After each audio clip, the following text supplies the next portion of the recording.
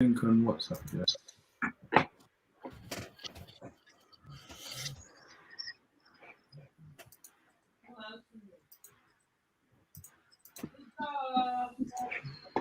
We live.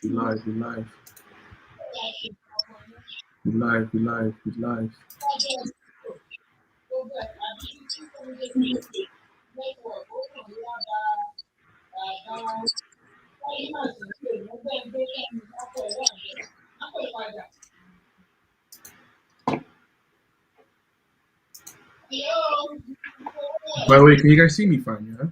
All right, okay. A bit dark. Bro, you look like a silhouette. I just checked on YouTube and I'm like, why does it look so dark, man? Might be a no face, no case thing like Leroy, bro.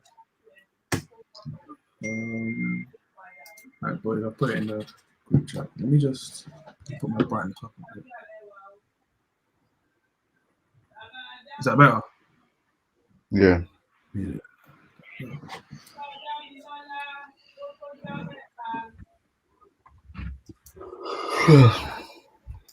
Cool. So, Julian, if you check the private chat, you can see the agenda. Alright. Show it. Are you going to share it on the Ringside account name? I'll do it now then, yeah. 1 second. Let me know when we're done with that.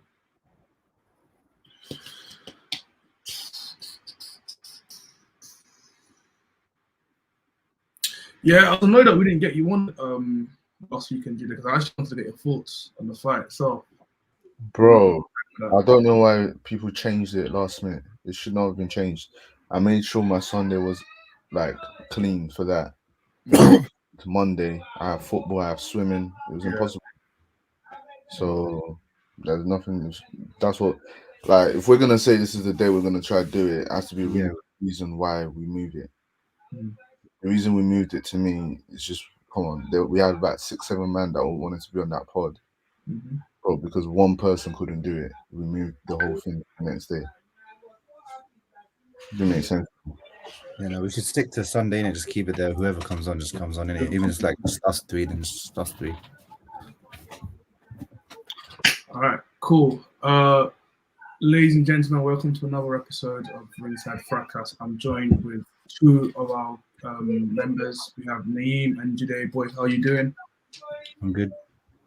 I'm good. How's the weekend been treating you? Sunday?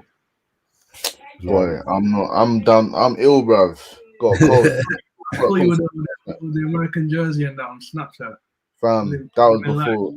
Boy, that was before the whatever virus I got me, bro. I was enjoying myself. COVID, boy. Oh, that was the virus. Nah, it's not.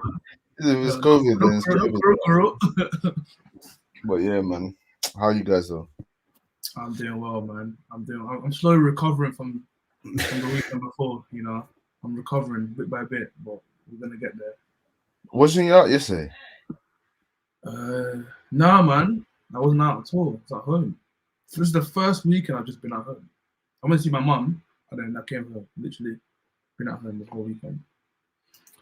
But yeah. So we've got a few things to go through. It's been a bit of a busy weekend. You know, the Sky Sports first boxer fight night in the weekend as well, with fighters like Venetian and Richard Reactor having fights. We'll get to that later.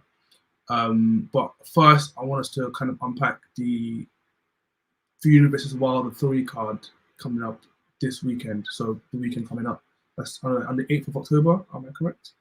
That fight going down. Yeah. Yep. So this undercard, I've been looking forward to this card for so long. I wanted it to happen when it was supposed to happen, but I guess now it's cool as well. I'm very happy with this undercard. It's like a pure heavyweight undercard, right? Which is really cool to see. A few fights there that I'm interested in. So a Jaguar versus Sanchez, I really want to see that one. Hellenius and Kanaki 2, I want to see that as well. And obviously the main fight, Fury versus Wilder. So let's just go from bottom to top. So we can start with these all on the same. So Julian Williams versus Vladimir Hernandez is on the same card as well. Yeah, it's on the so you've got the 4 heavyweight fights Yeah. 4 heavyweight fights as the undercard, and then you've got Edgar Balenga Jr. and Julian Williams on like the undercard. So they're like the so like a pre-show kind of thing. Yeah. All right, cool. All right, let's go through. Let's start with Julian Williams versus. Is that Julian Williams? Is that Yep, J-Rock. Yeah, J-Rock. Yeah, I was gonna say. I know him as J-Rock. I don't know, but I know his name. Yeah. Versus Vladimir Hernandez. That's an interesting fight. Let me go to you first. What are your thoughts on that fight? I think this is Julian's first fight since he lost his belt to. So he beat Hurd, right? And yeah. He Hurd, and then he lost. Yeah, and then he lost to Jason Rosario at light middleweight. So now he's fighting Vladimir Hernandez at middleweight. So I don't know if this is a proper move for him to middleweight or if this is just a temporary one just to get one in after the pandemic. He's a good fighter. If you watched his Jared Hurd fight, he completely outclassed Hurd. But then in the Rosario fight, it just looked like a different Julian Williams. He just got outclassed, outboxed, and then knocked out. He got stopped, right? Yeah. Yeah, it was like the same his performance against Charlo when Charlo knocked him out with the uppercut. Sort of like that. He just leaves himself open. And so this move to middleweight is interesting. I do think he's trying to move up to middleweight and he's going to campaign at a title there. So we'll see what he does. He's a good fighter to watch, but he can get caught. And this fight, I think, will come through. But does it lead to bigger fights for him? Probably. Who would he fight at middleweight? I think they'll probably set up a Charlo. I don't know. It's the Charlo that knocked him out at middleweight right now, isn't it? Yeah. Yeah. So if they've set up the rematch for that, they might, be planning that or whatever down the line. But he's a good fighter to watch, and for this to be on the undercard, the first fight is a good fight to have. I will be tapped in from the first fight probably then. Yeah, same. Because those cards with like unknown fighters, I find it hard to commit to those kind of ones. Exactly, and this is stacked from top to bottom. From top to bottom, like, really good fights. Julian, let me come to you. Are you familiar with J-Rock as a fighter? Yeah, we've been familiar with J-Rock for a while. I see Leroy is that boxing purist. He's that guy that is not even purist. He's a boxing snob. That's the word. He's a boxing snob. So he loves technical guys. He really loves them. So he was one of the first people to put me onto J-Rock. And yes, I've been following J-Rock for a while. And I don't think he'll do well at middleweight. I'll tell you that now. I think this fight is just to come back from what happened to him. He's been out for a year. Probably he's finding it a bit harder to make light middleweight. How's him? Have this fight, come through it, go back to light middleweight. Like once Undisputed rematch gets redone and there's a clear winner, I can see one or both of them moving up, and the light middleweight landscape will be open again. The money fight will be Tim Tszyu, which can still happen for him. He can make money with that fight, and if you look at the light middleweight landscape, there isn't any killer out there like that. If the Charlo and the rematch happens and they move up, so he can still have success in that weight class, which is what I think he will do and what I would do myself. But yeah, that's a great fight, man. J-Rock's a really good fighter. It's just he has mental lapses in fights. But technically excellent. But yeah, he has mental lapses and he's also not the most durable fighter. So when he gets caught, he can go. Let me just quickly touch on his so Vladimir Hernandez. Are you guys familiar with him? And what's his pedigree like in the ring? I don't know his background. I'm not too familiar with my man. Is it a touch-up fight then, basically? I don't want to be disrespectful. Yeah, of course. I just don't know him. I don't know what he's done, but I think this is a fight for him to just get back in the swing of things. Could be wrong. He can come on and blow everything up and just destroy Williams, but I don't expect that. Hurd lost on the undercard of Logan Paul and Mayweather. He lost on that undercard, isn't it? Jared Hurd. Yes. I think it's a similar situation to that where he's at middleweight and he's just trying to get back into boxing again. So he's not trying to cut all the way down back to light middleweight. And like Jide said, just go back down to light middleweight after this fight, seeing how he is. It's like a stay busy fight, basically.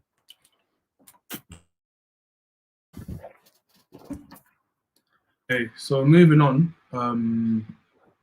So Edgar Balenga versus Marcelo. So Marcelo Cucheras.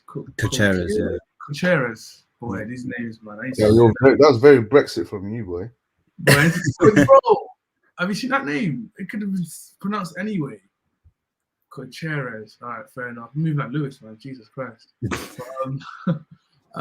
Edgar Balenga, he's the one that like knocks people out like one round, right? Basically, yeah. He's like knocked out everyone. And then he has to do push-ups or something if he has mistakes. His story is so funny. So he says like every time he fights, for every like mistake he makes in the ring, he has to do like you see him at the end of his fight like doing push-ups with his gloves on at his corner. So I guess they're trying to build him up as like, the next monster of his division, because so far he's knocked out everyone. And I'm guessing this Marcelo Cocheres, he fought Billy Joe Saunders on the KSI undercard.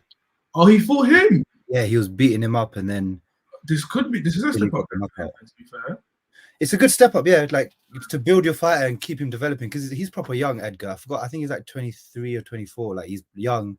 He's a super middleweight. He's got power.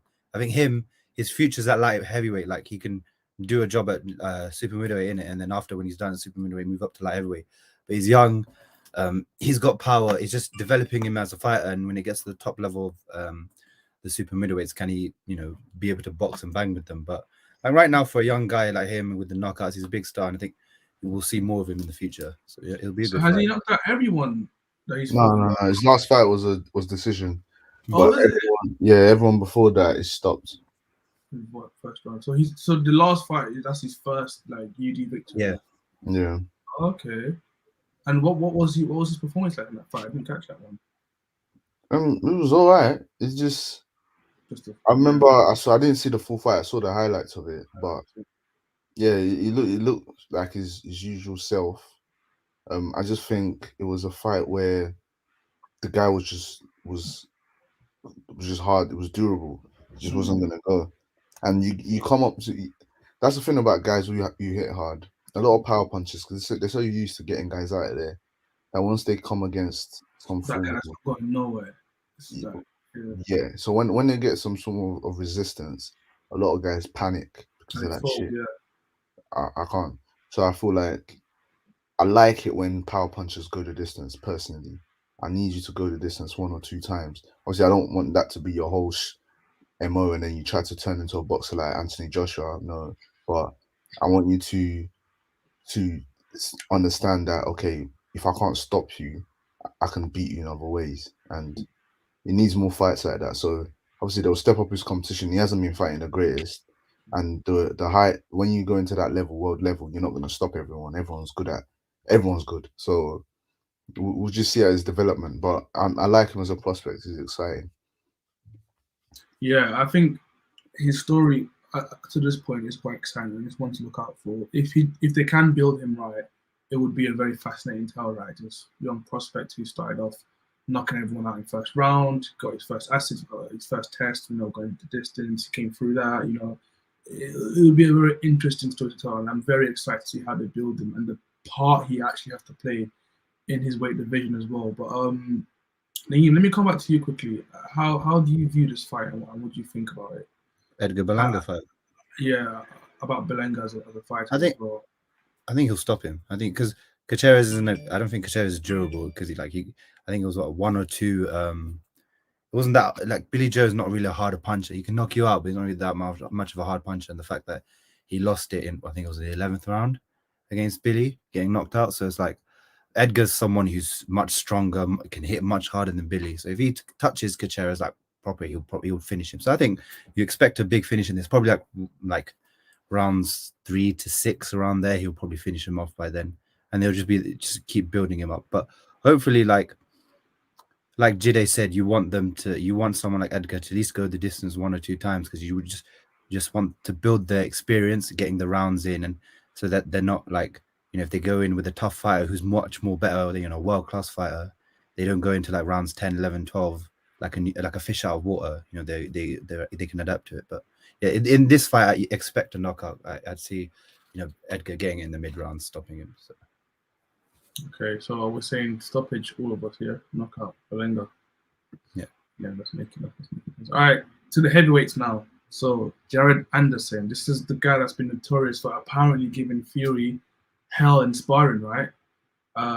He's on the card as well. He's going up against Vladimir Tereshkin. Tereshkin, yeah.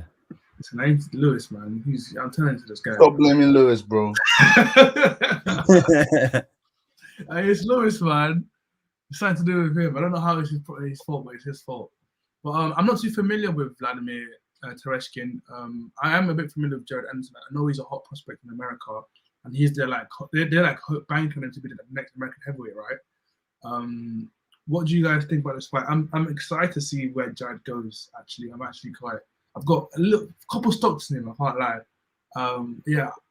How do you guys break this fight down, and what do you think? I'm not too familiar with Vladimir, so if any of you guys are familiar with him, please. Yeah, so I'm not too familiar with Vladimir, but before the pod, I went to look at who's he fought, and there's no names he's fought that. All his fights have been in Russia, so bro, my man, I'm not expecting him to be some killer. He's just gonna be a good test. Like he's not gonna be anything that Jared Henderson can't overcome, in my opinion. Like I think he's got like 22 wins and 1 draw. This Vladimir guy, he's 6'6". I just see him as another European, that European style fighter. It's just gonna be a more durable test for Anderson to come through because he's an unbeaten fighter, so he's gonna have ambitions himself. But I'm sure they scouted the guy well. He's not gonna give Anderson too much troubles. I've got stocks in Jared Anderson. I think he's next up. Like he's really, really good. And I heard he punched up Fury in training, sparring. More than likely that happened. Like the guy is really good. He's got great feet.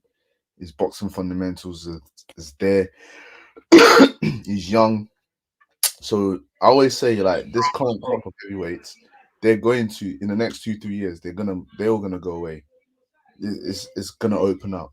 And we have to look at the likes of Joe Joyce, although he's ancient, Daniel Dubois, Jared Anderson, some of the cruiserweights moving up.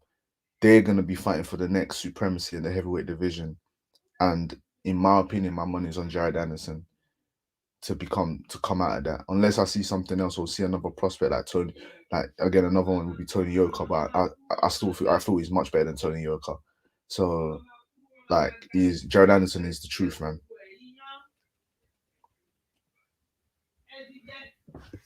I'll concede. I've never watched Jared Anderson, so I should watch him. So I will do before next week. But I do agree with Jide.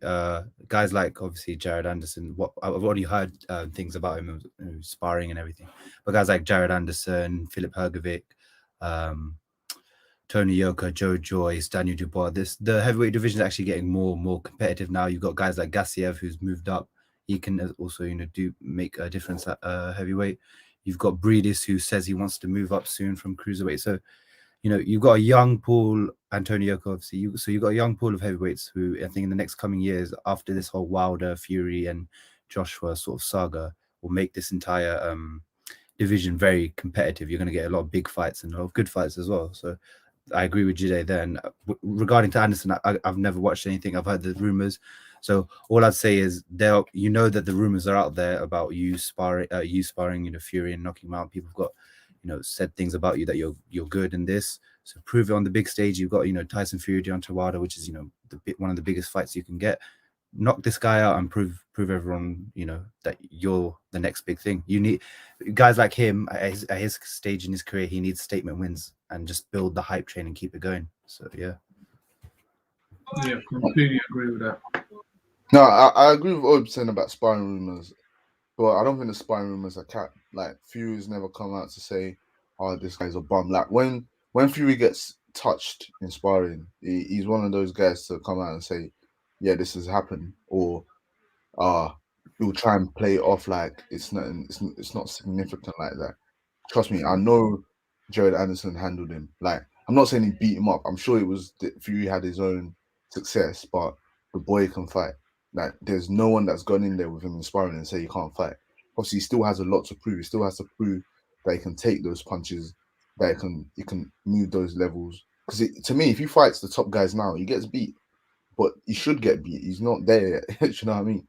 But as a raw prospect, he's got good feet, good fundamentals, great balance. Like he can throw combinations. I love heavyweights. One thing I don't like about this heavyweight era is, apart from Anthony Joshua, a lot of these guys ain't combination punchers. And the problem with Joshua is Joshua's a combination puncher, but he doesn't have stamina. So you don't see the combinations for like 12 rounds. But that's why I enjoy the likes of Usyk and Anderson. He can throw combinations, and looks like he's got a good tank on him for now. Obviously, we don't know with the levels going up and stuff like that. That's going to be tested, yeah, boy. Yeah, do you know what I mean? So I'm not gonna come out and say all these things, but I need to see. We need more heavyweights that are throwing these punches, that are setting things up, that are going to the body, going to the head. So yeah, man, it's great time for America. At least finally, America has a heavyweight, not some bum from Alabama. They actually have a guy who's got talent, who can box, not some one right hand. Alabama slammer. Bruv, that's all. I will never. No one can ever come to me and tell me this guy's an all-time great. There's no way that bum that's gonna get packed in my fury. But anyway, we'll get to that. So let's go. That hillbilly. Yeah, man, proper exciting fight. I'm excited to see how far Anderson can go. It's always nice when there are a few top guys from different regions. You know, I would like in the next couple of years, I would love for there to be like a top guy in America, top guy here, and maybe something from Europe as well. Just so we have that kind of three-headed dragon. Whereas right now it's just the two British guys, and actually now it's Ukraine, America, and the UK. So yeah, it's really interesting to see. So I'm excited to see how far it goes. Another fight that's on the card, and this fight I actually did watch the first one. Robert Hernandez versus Adam Kownacki 2. It wasn't an upset for me personally because I don't rate Kownacki like that. Every time I see him fight, he just looks like a plumber, man. I don't know. I know he's got power. I know he can hit hard. I know he's got hands, but I've just never rated him. And I think his physique just always turned me off. Like, I think his physique is worse than Fury's. Similar boat. I don't know. Like, I just see hella fat moving when he's punching. I know boxing is not a beauty contest of how good you look, but I don't know, man. Like, he just looks so unfit to me. But I watched the first fight and I saw Hernandez stop him. How do you guys see the second fight going? And do you think it's the same result, or how do you see that going? I think I watched the first fight and I disagree with it. Was an upset. I think if you compare the two fighters, Kownacki should be beating guys like Robert Hernandez, especially now in his stage of his career. And when they set this up, they knew the first fight. They knew it was going to be a tough fight, but it would be one of those ones, sort of like the way Dillian White fought Hernandez. It would just be tough, but he'd get, he'd knock him out and win. No one expected Hernandez to get the knockout because, especially if you watch the first fight, you saw the first few rounds Kownacki was winning, and then in the fourth, I think it was the fourth round, Hernandez just landed one shot onto Kownacki and just it won him the fight literally, and he stopped him from there. He kept dropping him. So this second fight, they're running it back. He's trying to get the loss back. I think Kownacki will win. This is one of those ones, just a shock loss. It opens his eyes that he's not invulnerable. He can lose, but Hernandez also is going to come into this fight knowing I can drop this guy, I can knock him out, and I have nothing to lose. I've been fighting for so long. I don't have to be cautious. I've been knocked out by so many guys. I don't have to be cautious. I can just go in and try and knock him out again. So you're going to expect a good fight from both of them. And it's definitely going to be a stoppage. I think Kownacki at this time will probably get the stoppage though. But brilliant fight to put on the undercard, because that's when I think the first fight happened. Was it this year?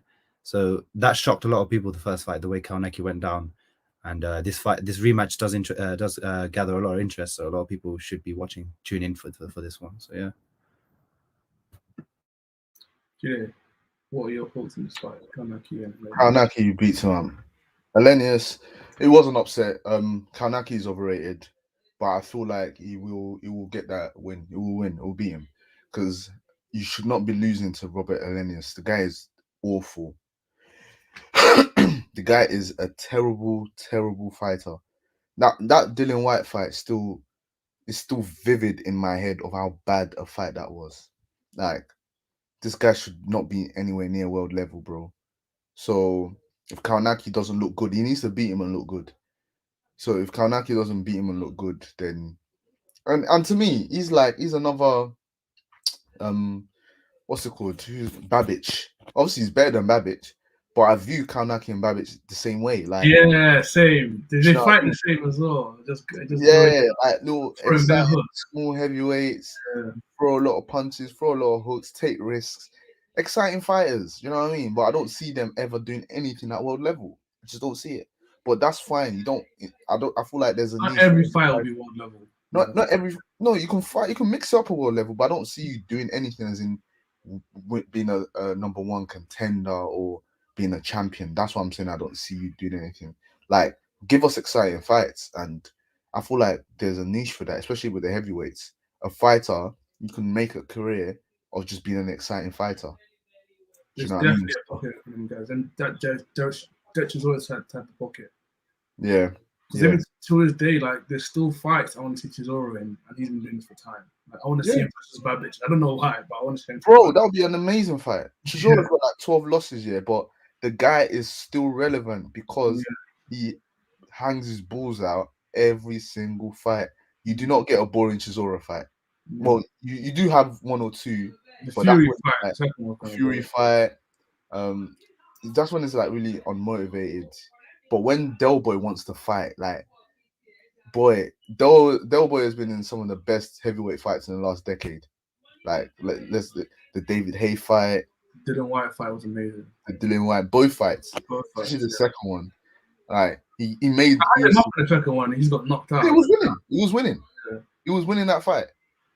And Dylan White pulled that left hook from the gods, bro. That's a he slept. Great he fight. Was sleeping. I've never seen that sleeper. It was nasty. Sleeper. He slept Came out of nowhere as well. I was like, and the way Dylan was hyping after he got it, that was. Dylan knew if he didn't get that little hook in there, it would have been a bit of a miss. Fam, that was, for me, those are good times, man. Good memories. This is why I like boxing. This is why we like heavyweight boxing. So Babic, Kaunaki, these guys, they can mix it and give us those sort of fights. Yeah, yeah, man. I think Kaunaki wins as well. Probably stops him. I think, because you guys are right. Hernandez was not good. So, but this fight shows you in it, like heavyweight boxing, not always, or even boxing in general, the best fighter never wins. Yeah. It's just who wins on the night. It literally is just who's got the better plan or who shows up better on the night. Literally, that's it. Anything can happen, honestly. Out of every weight class as well, heavyweight is the most known for that. Yeah, heavyweight is like one punch can just take the fight away from you. That you just can take it. So that's what I love about this entire heavyweight card is if these lot go distance, it's kind of long to watch because these lot aren't built for like. I want to see knockout. I want to see blood. Yeah, when the knockouts come, it's like gladiatorial style, fam. Like none of the Romans and that. That's what I want to see. Man. I just want to see blood. Yeah, I remember people saying it's like you've got these big guys who are not normal, and they're just like these 250 pounds, 6 foot plus guys. They're just swinging it out, and that's what people love to see. Just these big, heavy guys. I don't want to see points, fam. I don't want to see points. No. I want to see people get swept. All right, which takes us to our next fight. This is a Nigerian guy, Efe Jagba versus Frank Sanchez. I haven't watched many Jagba fights. I've only watched, I think, 2 fights, and I've watched that clip of that famous thing. That thing's famous for where the guy that walks out the ring. The guy that looks at him just walks out the ring. I know he's got power, but there's a lot of criticism on him on his sort of mobility in the ring, head movement, things like that. People criticize that a lot, and I guess he's painted as a guy who has a lot of power. But he's an exciting fighter, and he's unbeaten still, right? I do want to see him. This is to me, outside of the Deontay Wilder Fury fight, this is the next most exciting fight on that card for me, because I genuinely think this is a 50-50 fight. Yeah, because the things that Efe, struggles with, I think Sanchez was better than him. So moving in the ring, things like that, I feel like it's gonna cause him a lot of problems with his feet and his hand speed as well, and technically as well. I think a Jaguar is more powerful. Yeah. So it is like the Fury and Wilder fight. One's more technically sound, can move around the ring, has more tricks up their sleeve, but the other guy's got that equalizer, right? Yeah. So, it's an exciting fight. Let me go to you first, Julian. How do you analyze this fight, and what's the outcome, do you think? Yeah, you said a lot of it, to be fair. FA, is very powerful. He's got one of the best 1-2s in the business. But his weaknesses are so glaring, man. Like, he's not got the quickest feet. He has no lateral movement, no movement above his waist, no head movement, very stationary, and he's not very durable. It's just a combination. Like, I don't know who his trainer is. I need to research who his trainer is because something's not clicking. Like, bro, you have the dimensions to be a monster. Like, move, like, you know what I mean?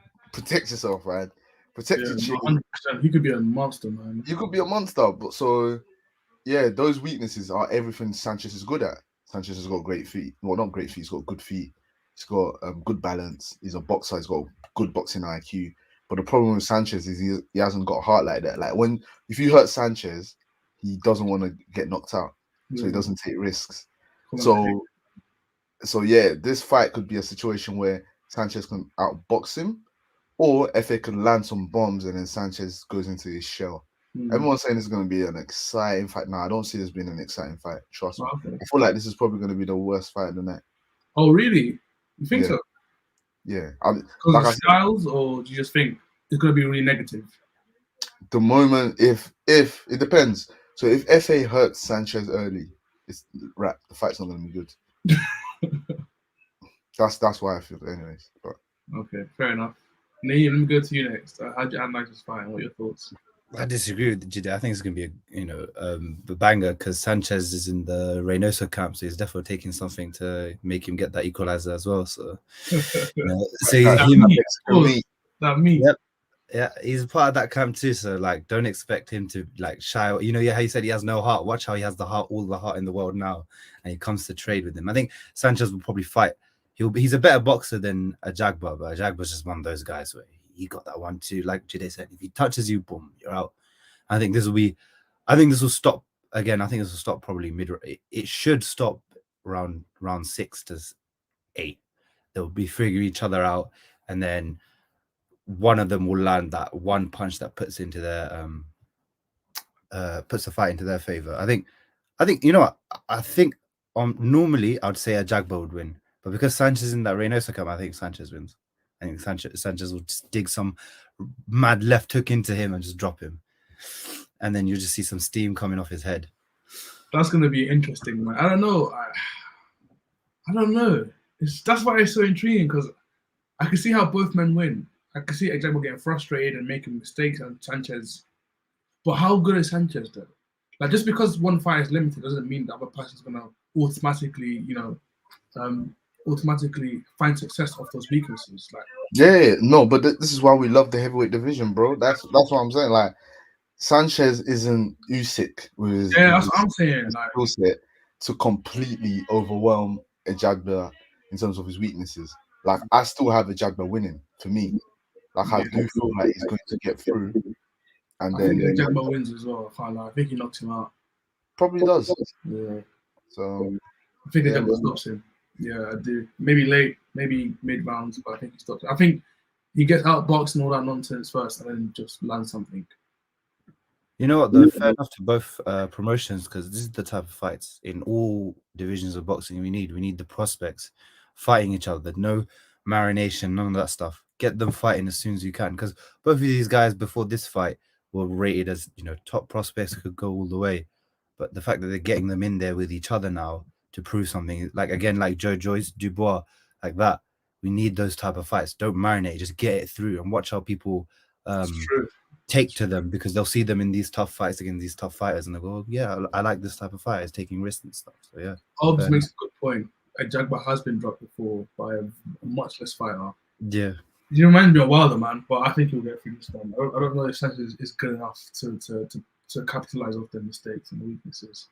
But we'll see. It's a good fight, which leads us into the main meat of the night. The main. Look at this head. He's ready to cook. The main fight, which is Tyson Fury, WBC heavyweight champion of the world, versus the previous WBC champion of the world, heavyweight champion of the world, Deontay Wilder 3, the third one. I watched both fights. I paid for the second one. I watched the first one at someone's house. First fight for me, I thought Fury won it though. I don't think like Fury washed him like people say he did. Like people like, Fury washed him. I think Fury won by like I gave him like a round or two more than Wilder. I think those 2 knockdowns were like very important in my opinion. But I do think Fury won the first fight just about. I don't think he got robbed or anything mad like that. But I think he did win 100%. He won that first fight in my opinion. Which means he got robbed then. Yeah, no, he got robbed. And then second fight, flogged him. Absolutely flogged him. Flogged Wilder. I feel like he just built off that 12th round from the first fight. And I feel like that 12th round was just like an epiphany for him. You know, he just realized everything he needs to realize in that 12th round. And I should have known how confident Fury would have been winning the second one from things like changing his trainer, moving out to America to train, things like that. He knew how to get the job done, and he got the job done. Second fight was a banger. I loved the second fight. One of my favorite heavyweight fights that I've watched live as well. Not there, but I watched it while it was broadcasting. And now to the third one. I feel like this third fight, they're building it to be more intriguing than it actually is. I don't think it's going to be much different from the second one. Like, people are raising more questions, but I don't think the questions that need to be asked. Like, Wilder's training with Malik Scott now. Is he going to be better? Is he just going to pour it all out, knock him out in the first 3 rounds, 6 rounds, whatever? I don't think those are the questions that we need to be asking, in my opinion. I don't think he's been given enough time to develop anything like that. I genuinely just feel like, for me, it's does Fury get him out earlier or not? That's what it is for me. But let me go to you, Naeem, first. What are your thoughts on the third fight? How do you feel about? Let Jide cook. He's smiling and everything. Name cook first, and then we'll come to you. And name the open man. And it's a good fight, isn't it? It's just this whole saga between the two of them should have ended a long time ago. The one thing that does piss me off about this fight is it prevented the undisputed fight from happening in the summer. It actually prevented the undisputed fight for how long? Since 2018, because a lot of people thought after the first fight, whoever wins will probably fight AJ in 2019 or something like that. But then they longed it out and everything. But in terms of the fight, I'm as interested as I was in the first two, because again, Wilder's got that equalizer. It doesn't matter who you are. If he lands on you, you're going to sleep. Especially early on, if he lands on you, you're going to sleep. Fury's got a good chin, he can take it, but he can't. He himself knows he can't let Wilder land, or Wilder will win. But what this fight does is it took over a year for them to get in the ring with each other. So I think both of them have had time out. For Wilder, obviously he can now he's trained with Malik Scott, getting his new skills in. What has he learned? I've seen in the training clips where Malik's trying to get him to go to the body when he's coming on the inside and trying to change that. But I think especially after I agree with that comment. This fight is everything happening is wrong. Is everything wrong with boxing? Yeah. I think Wilder's the type of guy to revert to style when things get long. When it starts to get a bit long, he'll just stick to trying to keep it as long as he can and do those windmills, those long 1-2s. I expect Fury to come through this, but look, you never know why the first time this fight was scheduled it never happened. Why it was cancelled because of COVID. You have those conspiracy theories and the rumors that happened that Fury was getting touched, so that's why he wanted to move it. Whatever it is, it's an intriguing fight because we haven't seen these guys in over a year. We don't know what they look like, what they'll be in the ring, but most likely we'll see Fury with another masterclass again, just completely flog Wilder. I don't think he'll flog him earlier. He'll just do it even more better style, and he's just continuing his relationship with what's his name, Sugar Hill. And I think that's what AJ could learn from that is you can change your trainer up if you feel like you need different things happening in your camp, if you need something more, if you want to learn something different. And Fury, AJ's thing to me is how bad did you want it? Because if you want it badly enough, you fought the loyalty to him. Fury had that old school type of mentality where he brought in Sugar Hill. I don't know when did he bring in Sugar Hill? Did he bring him straight after the Wilder fight, the first one? No, he brought him in also Wallin. Oh, okay.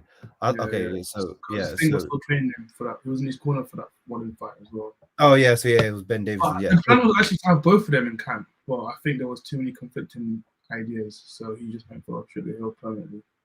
but fair enough to Fury. I mean, he went with the style, the Krong style that does suit him. Is long. He can, he showed against the Wilder fight that he can do it properly. And I think, hopefully after this fight is done, that's it. This saga's over. We can now see Fury either fight his mandatory in Dillian White, or fight the Usyk AJ winner, whatever happens with that story. But it's an interesting fight to tune in. I'm gonna obviously tune in. It is one of the biggest fights of the year, but it's one of those ones where it's kind of annoying knowing that this whole thing should have been ended over a year ago, and the fact they're still carrying on is like, oh, well, let's just get over with now and let's move the division on, because the division's been stalled because of these two guys. But yeah, that's my thoughts on it. Let me go to you, Julian, next. On your thoughts about the Wilder versus Fury fight. Very interesting. I agree. I agree with Naeem. It's BS, man. This fight should not be happening. Like, Fury's beating him twice. They've stalled the division for 3 years. We're not having Undisputed because of them. The Undisputed we wanted. We could have had the most exciting Undisputed fight since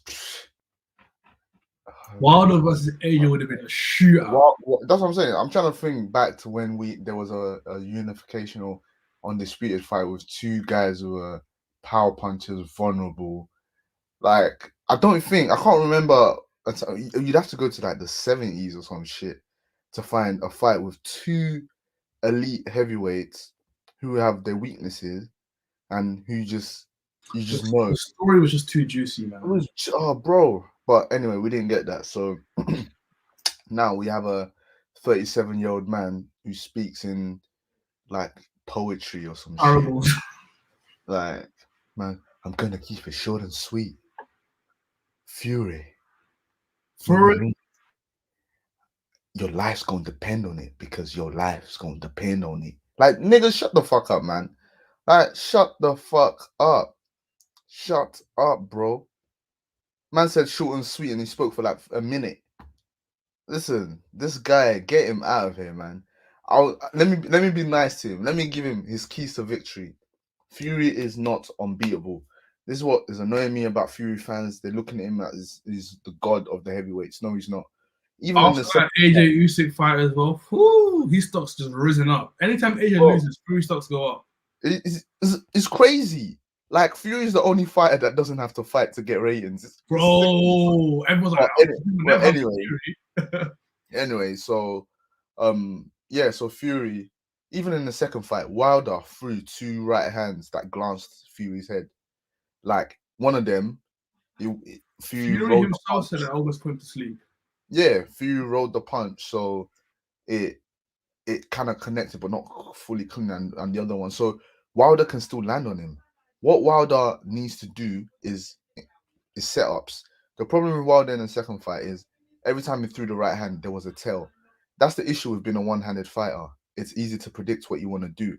So now, what Malik Scott should be, I don't know, I hope he is, should be working with Wilder on is his confidence. The fact that it took a year before this fight happened will help Wilder more than it helps Fury, because you can use his little fanboys to gas him up. His people around him can gas him up to make him feel like, build his confidence back up. That it was, don't worry, it happened once. It was just Fury cheated. Fury cheated. Just lie to him. Which is what they're probably doing, to be fair. Yeah, it's good for him. It's good for him.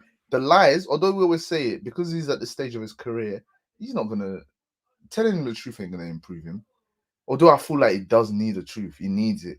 But lying to him, because this is a cash out fight, like, lying to him could maybe give him the confidence and could make him be more receptive to you telling him, okay, this is what you need to do to set up the tail.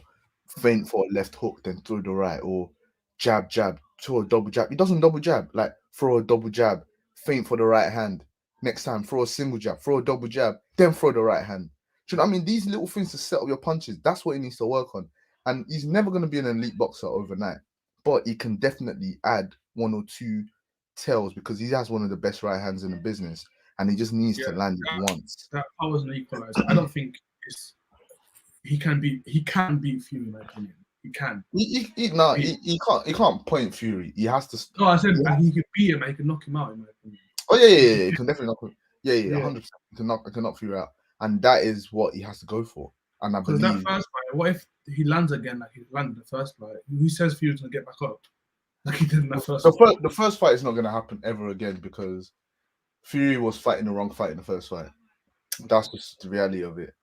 It was trying to be like, oh, this guy punches so hard. Let me box him and dance. And yeah, whatever. Once he realized, yo, I can take this power. I can actually take Wilder's power. It's fucked. That's why I don't see Wilder winning this. I promise you, Fury hasn't trained properly for this, you know. I'll tell you that for free. Fury was training for AJ. That fight then didn't come through. So it's like, fuck it. Wilder. I don't think he trained hard for Wilder because he knows how to beat this guy. Like Wilder doesn't have a right hook. We keep saying he doesn't have a left hand. Bro, man doesn't have a right hook. He doesn't have an uppercut. He doesn't have a... This is his right hand, by the way. He doesn't have a right hook. He doesn't have a right uppercut. He has a straight right hand and a right cross. That is all he has. He doesn't have a left hook. He has a very basic jab. His jab is to set up his right hand. So he's not a jabber. His jab is to measure distance, then throw his right hand. So he doesn't stun you with his jab. He doesn't jab to the body. He doesn't throw jabs around the guards. He doesn't... like boxing, he doesn't know how to do, but he knows how to throw that haymaker. So Fury should beat the shit out of him again, because all Fury has to do is close the distance like he did in the first fight, push him back because he weighs way more than him. While there's no way in hell Wilder can push him back, like he's stronger than Wilder, and beat him up. Wilder's upright, his body's there. He's gonna punch him to the body, throw uppercuts, punch him in his head, punch him in the back of the head like he did in the first fight. Bully him around, even if because Fury doesn't throw correct punches. That's one of his biggest flaws, and I feel like he does that to compensate his lack of speed, his lack of hand speed. Every time Fury loads up on a punch, he hits hard, but he doesn't load up on punches because it takes him from here to December for that punch to land. So he has to use a lot of arm punches so he can score. Whenever Fury loads up is when Wilder does this. So if you notice in the second fight, whenever Fury backed him up with his arm punches, and goes to the body when he does that. yeah, exactly. And Wilder, that's when Fury loaded up to go to the body, and you can see the torque because he loaded up and he just hit. But Wilder went down. He is going to beat the shit out of Deontay Wilder, and we're gonna take 2 L's in Black History Month in October. AJ got flogged by Usyk. That was the first L. And now, if Wilder's your king, I wish Samson was on because PBC Sams, that's his king. That's his king, man. Is going to get beaten. You know what's so funny? Samson's slowly trying to convince himself that Wilder's gonna win as well. Oh, he's been trying to. I'm telling you, the question I said at the start. The question for me is if Fury does it earlier than later. Like for me, it's just does he do it? Because I just don't see. I know I think Wilder can beat him because he has the equalizer, right? But the chances of that happening are so low to me, just because of how I feel like Fury just figured him out. Did Wilder win a single round that first fight? The first fight or second? I mean, fight? the second fight, not first. Second fight. You can, unless you want to be nice and give him the first round. No, he didn't win the first round to me. I don't. I can't trust you. He didn't win a round. Fury didn't win a round. The fight. That's what I'm saying. He's been close. Pushed him back. You figured me out. You figured out, fam. So hey, yo, that fight was my drug, man. I'm actually watch it again just to feel good about myself. Hey, I love that fight. Fury's gonna beat him up again. Again, Fury doesn't have to train for this boy. A lot. The heavyweight division sickens me because Wilder fought these shit guys who couldn't take advantage of his weaknesses. Like they couldn't maintain it. So Luis Ortiz, he's too old. They couldn't maintain the pressure. When he fought that Spilker, a cruiserweight that got made into Spilker was outboxing this shit, outboxing him for fun.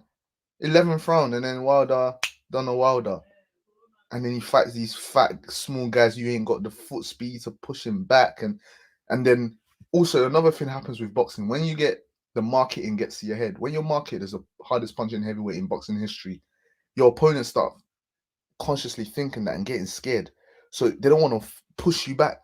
Remember we were saying Dillian White said it before Fury done it. Dillian White said, I'll just push him back. these guys, they can see that, but the opponents they picked for Wilder are these bunch of puffs who don't want to take the risk and push Wilder back. They don't want to do that, and it's just like, bro, It was you bound have to happen, man. you have to take the risk. Yeah, You have to take the risk. So my thing is gonna happen. Fury's gonna batter him again, stop him in within 8 rounds, 8-9 rounds. It might go a bit longer this time because the referee won't stop the fight. So they're gonna have to.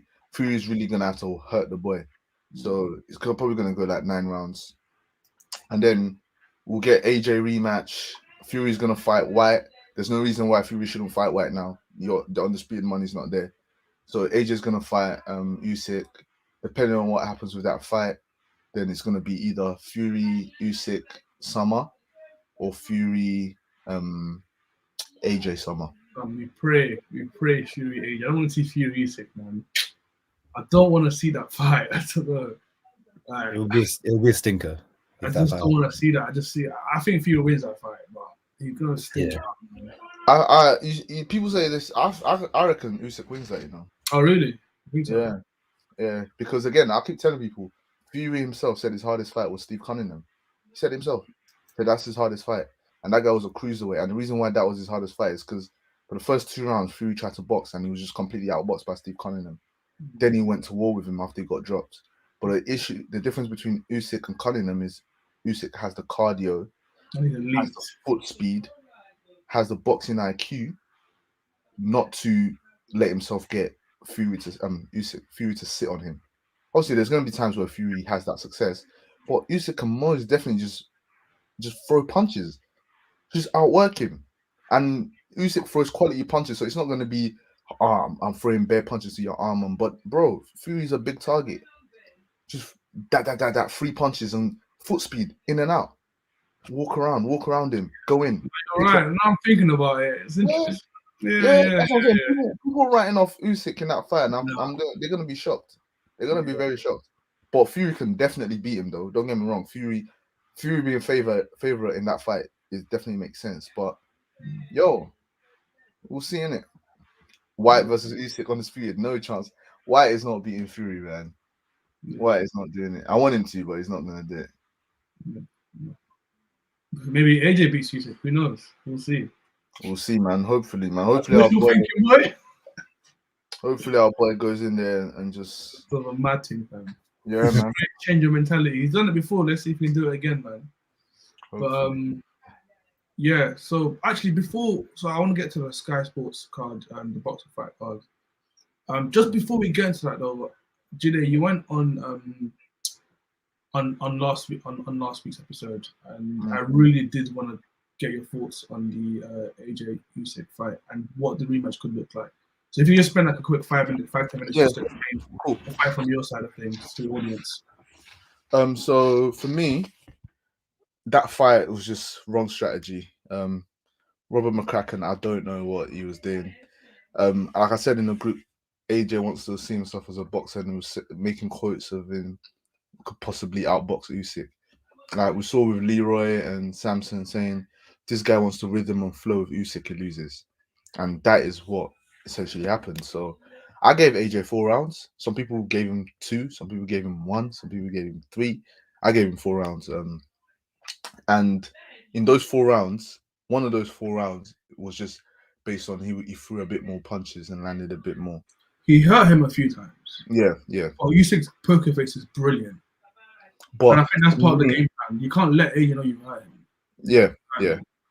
But for me, it was not even all that, like, as in him hurting him. It's like when AJ threw to the body and you saw he moved Usyk back, he didn't follow it up. It's like he reset. He just kept resetting. You go throw a hard left to the body, Usyk will move, then he'll reset, then Usyk resets, then Usyk starts popping him up, like popping his head again. And it's like, bro, you know what you need to do here. Like, it's just completely the wrong strategy from round one to 4. I don't understand. You're trying to pour, he's doing that pouring thing. You're trying to feint him. Usyk's read it. It's like, okay, cool. You're gonna reach out for my right hand, and when you do that, I'm gonna throw a left hook. And he did. It was just like, the IQ difference is just crazy. And that's just the 300 amateur fights, bro. Usyk is what 355 and 5 or something ridiculous, like as an amateur, bro. Man's only lost 5 times in like almost 400 fights. So you can't outbox a man like that. I'm sorry, you just can't. He was undisputed cruiserweight. Why are you trying to box him? And so what I thought AJ needs to do in a rematch, he needs to fire Rob McCracken. The guy was talking before the fight. Oh, I'm gonna go to war with him, Kronk style. Okay, if that's what you really want to do, go and get a coach that's actually from the Kronk gym. Go and get a Kronk style fighter boxing coach, a coach that can teach you to be aggressive, be smart with your aggression. Like, I know this guy's got like Parkinson's here, but Freddie Roach could probably help this guy out. Like, people get onto Freddie Roach as in his fighters don't have great defense, but all his fighters are killers. In terms of attacking, they know how and when to take risks. Again, I'm not saying that's what he should do. I wouldn't, but he needs a coach with that sort of mentality that's going to put something in his head that, okay, I can't box this guy, but I can hurt him. He has to hang it all out in the first 7 rounds. In a rematch, get knocked out, AJ. Go out and get knocked out. Don't worry about not getting knocked out. You have to go from round 1 to round 7, empty your tank. Fight like you fought Dillian White. You have to do it. Don't try box this guy. Don't try feint. Don't try, like, obviously feint. Don't take. You have to feint. You have to feint. But feint as in not you're trying to jab him. Feint as in I'm trying to throw a right hand and I'll throw a left hook. Let me waste punches. Be ready to waste punches. Waste as many punches. Get him against the ropes.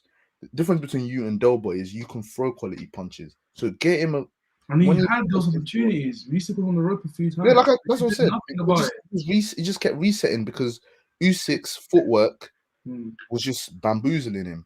But if AJ wants to win that rematch, he has to go in with a mentality of, I'm ready to die here, man. Like, if you stop me, Usyk, in 8 rounds, you deserve it. You're the new king. But I remember one interview AJ did when he was in Dubai, like 2 years ago. He said he doesn't like all that point stuff. This is when AJ was AJ. He says he don't like doing all that boxing in points and all that stuff. This is before the Ruiz fight. No, before the before he lost. Changed him, boy. Fuck he said you don't like doing all that. He says you have to come if you want to take my belts. You have to come and slay the lion. You have to come and you have to like stop me. You have to take my head off. I don't want to do none of that point stuff. I don't want to box you. I just want to take your head off. That's how he has to approach the rematch. He has to go for his arm, Obes. He has to go for his arms, his chest, solar plexus, his thigh. Like, let Usyk complain about punches going low. I don't care. Fight like Ward. Nasty. He's a bigger man as well, so you can do it. Yeah.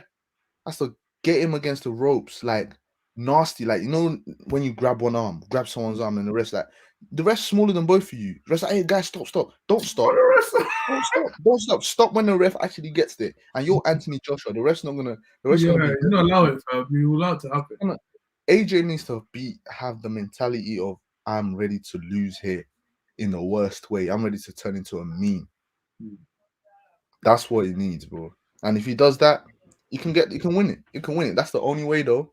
If you shouldn't come here trying to talk about he can box Usyk. No, you can't. Well, I watched the matchroom behind the scenes thing, and he's been saying that he knows to beat him now. So good luck to him there. Next, let's go to the Sky Boxer Fight Night. So this is their first boxer fight card, right? Sky. Yeah. Did you catch the fights, boys? So we had Richard Riakpo versus, I don't know who he fought, but Richard Riakpo fought David Avanesian for this weekend. So if we start with Avanesian first, what did you guys think of that fight? I think he stopped the gentleman in 2 rounds. And people are starting to say that Avanesian is world level. I don't know about that, but let me go to you first, Naeem. What did you think of Avanesian's performance, and where do you think he goes from here? I watched the highlights. I didn't watch the whole thing, but I watched the highlights of the fight. Avanesian's proved, especially in the Josh Kelly fight and this fight as well, he's at that European. There's a reason he's the European welterweight champion. Like, he's at that level. If you want to prove that you're world class or world level welterweight, you have to beat someone like him, and he's he's a rough, tough fight. He gets in your face, throws hooks, punches, and I think I tweeted this. He beats the entire British welterweight roster. Like Avanesian, like Obbs just said. Now he stops Ben if they fight. Ben's not on that level where he can fight someone like Avanesian and come through it. Like we saw against how he was against Granados. If he fights that against Avanesian, who's tough, durable, and can go rounds, he'll get stopped. But when it comes to like you said, when it comes to world level, I don't think he's there. Like I think if he does the rematch with the Mean Machine Aegis Kavaliauskas, if he does that rematch, he'll get stopped again. Like it's that level where he's in between levels. Like he's beyond domestic, he's European level, he's not world level, like where you can take on the top 10 guys like that.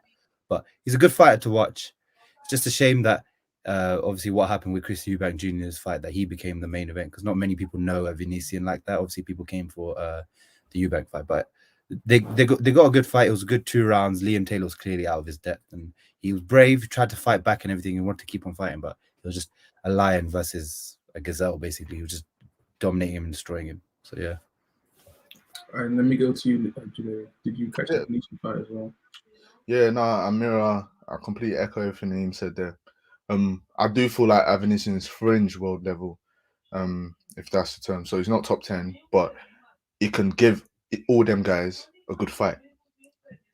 So excuse me. So you can, even if you want to call him a gatekeeper to that level, if you can beat Avanesian, then yes, you're there. And I feel like that's going to be the acid test for someone like Conor Ben. And there are guys in the top 10 that Avanesian can beat. Like we've said, Conor Ben, like he's in the top 10, but we believe that in a fight, that will be a 50-50. He can beat Avanesian.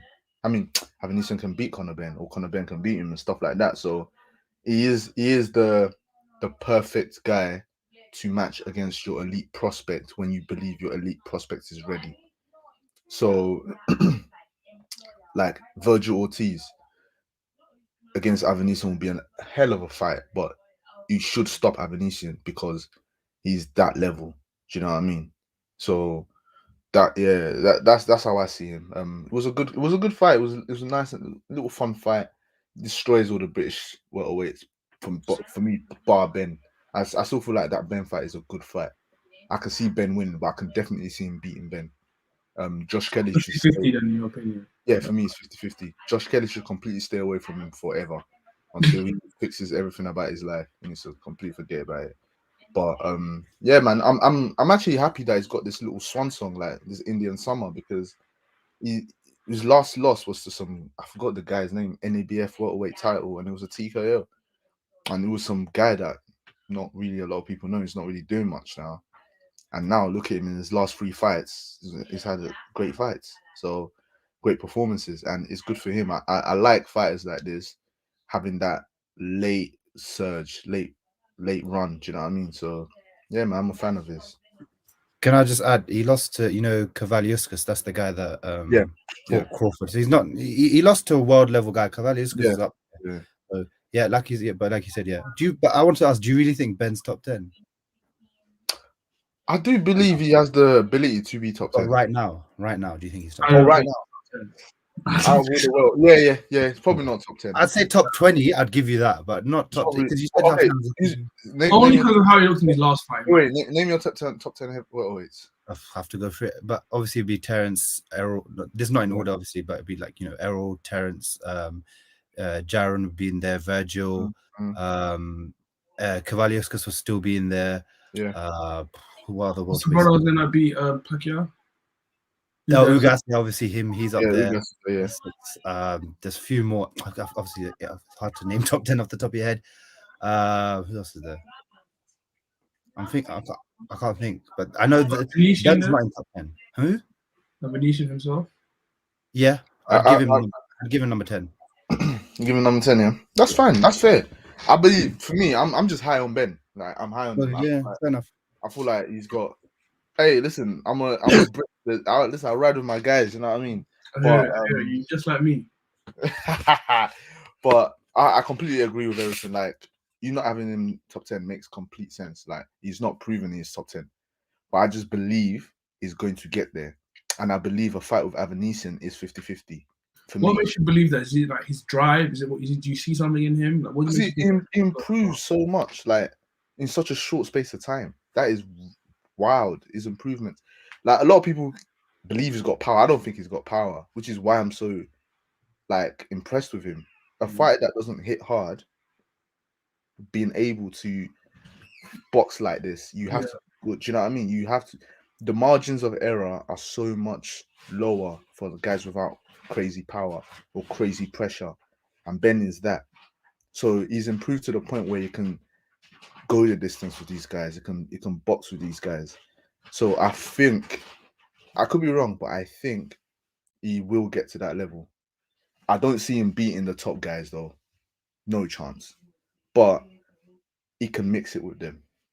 So that's the one thing that's the one thing I love about that division. At most eras, it's always like stacked. Like so, you always have like the top 10 guys, and like you have the top 2 in Terrence and Errol, and then you got 2 prospects in Virgil and Jaron, who can obviously take them on, and then you've got guys like Sean Porter, Danny Garcia, who can still with the top 2 guys put on big fights. So it's always going to be one of those stacked divisions, and Connor's lucky that he's in that division. He's making his way through, and whether or not he becomes a champion is obviously the big question, but he'll still get those big fights and he'll still make a lot of money considering he didn't do boxing for that long. So yeah, fair enough to him. Another fighter on that card was Richard Riakpo. So he's been out of the ring for 22 months. He's been out for a long time now, so he's probably really rusty. I didn't get to catch the fight, but I know he did go the distance and he dropped his opponent in the last round. Did you both catch the fight, and what were your thoughts on his performance? I didn't catch the fight, but I wasn't going to catch the fight anyways. I was more interested in Avanesian and if Eubank was there. Richard is 31. That's what I can say to him. You're a 31-year-old cruiserweight, bro. You need to get... you need to start moving. Like 22 months outside of the ring isn't conducive, isn't helpful. You're not 21. You need to move on. So he needs to, after this fight, he should be getting Boxer to get him some good fights. And the thing about the cruiserweight division, it's still light, so you can easily get to a number 1 contender spot pretty quickly. So yeah, that's why I say I didn't watch the fight, so I can't critique the performance or if I saw any technical flaws. I can't. But I'd assume it wouldn't have looked great. But he needs to get a move on now, man. Time's ticking. I completely agree, man. I want to see him mix up with people like Alonso Cody, maybe potentially move up to heavyweight as well. But yeah, I do want to see him mixed up with the big names. That he needs to kind of get that move on going. But we'll see. He's an exciting name. We'll see how it goes. And he's he's one of us as well. He's actually a family friend of mine. But yeah, I'm really excited to see how far he can take it. But Naeem, no pressure with the family friend thing. I saw your face. Don't worry, you can say what you want. How did you assess the fight and his performance? No, I actually rate Richard Riakpo. I think before the hiatus, he was one of the top cruiserweights. Apart from Coley, he was one of the best cruiserweights in Britain. So you could tell. I caught rounds 1 to 6, and then I had to do. I was busy for the last few rounds, but yeah, like Ob said, he was looking very ring rusty. He looked like a guy that just came back after a 22-month break. But it's good for him in the sense that okay, now you're in there. You've gone 8 rounds. You've got that. Getting that competition back into that activity. You just need to keep it up, and I think he's fighting in November again for a world title eliminator. So that's good for him because he didn't look that great in the ring. Like he was winning the rounds, but he didn't look amazing. Like he was getting hit a bit. He didn't look like a world level like he used to before. But it's good that he's now increasing the activity, going in again next month, and you just need to keep doing that. You're 31. Get through those fights. Do your business. Like he's fighting again next month. I think so. Yeah. Wow. Let me check because I remember Boxer announced it that he was gonna fight. So I think he's fighting someone in a world. I don't know who the person is, but in a world title eliminator on their card.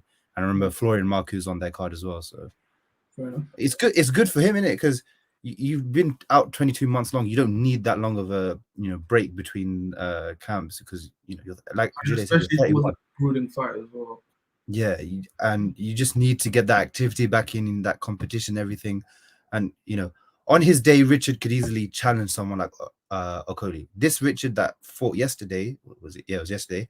Obviously not, but he just needs to get that activity back, keep going and keep fighting, and that's it. He can prove to be a very good welterweight, cruiserweight contender. He could fight for a title and win, but we'll see in the next few fights how he looks and can he get back to what he was before in 2019. So he's one to watch out for. Yeah, definitely. I would love to see Okoli and but I want to see a good Richard. I don't want to make any excuses for him. I want to see both of them at their peak powers. But yeah, I want to move on to the last bit of boxing news we can talk about. I'm gonna go on mute. I'm gonna let you and Julian just cook, because this Triller stuff you've been saying for a long time. You won, Naeem. You won. So yeah, Triller, I've cancelled the Lopez Cambosos Junior fight. They're not promoting it at all, and they've lost 9 to 10 million on that. So I'm gonna go to you first, Naeem, to get your thoughts and where Triller go on from this, and then you can just straight away pass to Jide, and you both go back and forth, and that will be the end of today's episode. But yeah, let me just let you guys cook, man. Go for it. Where to start? No, but basically the writing was on the wall when it came to this type of fight, when they were the way they were trying to promote it. So recently the CEO told, I think it was yesterday or today, that he told Yahoo Sports, look, we're not promoting Lopez versus Cambosos anymore. We've lost 9 to 10 million, and that's it. They're done with it. And now they're trying to be a bit cheeky, and they're trying to tell IBF, get rid of Cambosos as mandatory, so then they can promote a fight with Lopez. It was a shit show from the beginning. So the first, when they were meant to fight originally, I think it was like July, August or something. I think it was July. And then obviously Teofimo got COVID and they had to cancel it. But even then, when they bidded for the purse bids that they did for the fight were mad. I mean, I'm all for fighter pay, give them as much money as as they deserve. But it was mad. It's I think they gave Teofimo 4 million, and they gave Cambosos 2 million. That was the purse bid. And I'm thinking, so you're giving them 6 million, but they're not names like that to generate that much money where you could give them a purse of 6 million. But at that time, even I was thinking, okay, let's see what happens. It was a huge deal when it happened. Everyone was you see what happens when you know your worth. Yeah. Teofimo was yeah, look at this. And then when they announced the card for the first time for the July card, so it was so weird because they had the Lopez Cambosos fight, and then underneath it they had Holyfield fighting Tommy Morrison. So that's why Holyfield had his fight whenever he had his fight. And it was so weird. I was like, so you have this boxing card and then you put your bullshit celebrity old man boxing fight underneath. How are you going to generate that much money then? Fucking hell. And then COVID happened. And then they wanted to move the fight to Australia because they thought, oh, Cambosos from Australia, innit? So if we do the fight in the Sydney Opera House, I think it was there, yeah, it'll generate so much money. But Lopez didn't want to move his entire training camp all the way to Australia, because what's the point, especially on such short notice? So then they had an argument about that for so long. He's the champion as well. Yeah, exactly. So why should he fight in Australia? And then they did, what was it? They announced it for October 4th. Again, I've said this on previous podcasts. Who the fuck does an undisputed, well, it's an undisputed, but who the fuck does an undisputed fight on Monday night? It's a Monday night. No one's going to watch on a Monday night. Maybe Americans, but not us. We've all got work. This is a global thing. People still watch it. You do it on a Saturday because that's when the fight's meant to happen. But okay, you're doing it on a Monday night. And then a week out before the fight, they go, oh, now they cancelled their contract with Madison Square Garden, saying, oh, we're going to do the fight in October 16th. And I'm thinking, you can't keep delaying the fight, especially with these lot, because they've got training camps that's specific to that date. So they're, in their prime condition. So the fact that you're delaying it, messes up their plans in training camp and everything. So that's why I think Teofimo signed it. He was okay with going to October 16th, but Cambosos said no. We had October 4th deal set in place. You can't just cancel now because you don't like the date. So that's why they've tried to do a whole legal battle, but now they've said we don't want to do it all. So it's a shit show from the beginning. Triller, from everything they've been doing, from the Mike Tyson's fight to the Jake Paul fights to this stupid Belfort and Holyfield fight, all that crap. It just shows them they don't know what they're doing in boxing. What they want to do, like anyone else, they want to get as much money as they can, but they just don't know how to go about it, especially with boxing. They're just doing what comes to their mind, basically. There's no one there telling them what to do. And now I think the fight will probably default to Eddie Hearn. He's going to now, because he was the second highest bidder. So he's probably going to soon become the promoter for it. And you know what? It's good for both of them if it goes to Eddie Hearn, because he'll promote the hell out of that fight. Like, you know, especially for a young fighter like these two, and, you know, you're fighting for 3 world title belts. It should be 4, but WC. And I know he'll be dashing Haney's name in there as well. Yeah. So, like, it's good for them. Obviously, you don't get the money that you were promised, the 4 million, 2 million, but good for them. But they need to get this fight done. This fight's been going on for like, it's been lagging for ages, man. But yeah, both of them have lost their momentum. I mean, Teofimo, you beat, you know, at 23 years old, you beat the pound for pound #1 guy, the king, yeah. And you didn't, and you've been out for over a year. You barely rode your own momentum. You know, if it was AJ and Eddie Hearn was promoting him, this guy would be pound for pound #1 easily. They'll mainly give him pound for pound #1. They'll, like Canelo, his name would be the pay-per-view star, everything. But do you know what I find so mad? Lomo lost 1 fight. I don't see him in them lists no more. That's crazy, man. Yeah. Then pound for pound, I don't see his name there no more. I just hope they get this fight done and get out of the way by the end of the year, because the division's too stacked for them to keep having this delayed. Get it done and get out of the way. You're stalling everything else. But I'll let Jide cook now. Naeem said a lot. I share everything. Like Triller, oh my god, bunch of amateurs. They thought they can go from an app. Like, they were getting cooked by TikTok in it, so they thought, let's find a new avenue. I hear it. TikTok's taking over the world, so they thought, let's move into boxing. Let's try the gimmick. So they done the Mike Tyson thing. They done 1 million pay-per-view buys, but what? That's Mike Tyson, though, man. But it's not even just Mike Tyson. I don't think Mike Tyson can fight again and do that. He's just not going to do that. The reason why he's done that, the main reason why I initially done that is because it's Mike Tyson, #1. There's the novelty. There's the let's see if he still has it. That aspect of things. But obviously now we know he doesn't. So, which is why all the fights after that has been shit. It was Roy Jones Jr. Like, the story, like, these are legends, but they didn't even pay Roy Jones and Mike Tyson what they promised. There's a reason why them lot ain't fighting on that app no more. Is because they didn't meet the contractual agreement. That should have been red flags, but cool. Tio overestimated his market. He overestimated his worth. Like, not every fight is going to be a career high purse. I feel like boxers need to come to reality sometimes.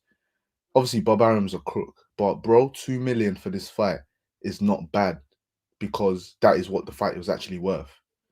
The fight is not worth 6 million. It's not even worth the 3 million Eddie's going to pay for it.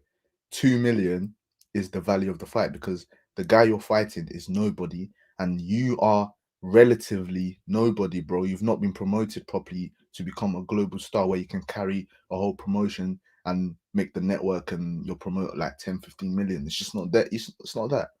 And unfortunately for Tio, he believed he was there just off the strength of beating Lomachenko. So this is a big lesson for him, because he's lost all his momentum. He's lost, like, all the excuses of him not fighting Haney and not fighting Garcia and all these guys that they were just talking to. Bro, you've lost. You've lost. Yeah, you've got all the belts, but you're saying, you want to move up to 140 to fight Josh Taylor. You said you was going to move up last year. Like, look how long it is. You're not moving up because now that momentum to go to fight Josh Taylor's gone. You need to He's got hella business. If he wants to fight Josh Taylor, what he needs to do is beat Kambosos, fight Haney for Undisputed, beat Haney, then they can make Undisputed versus Undisputed. That would be a massive fight. It would make crazy money. But that is where he's at. And Triller, they need to just get out of boxing, because now they've defaulted.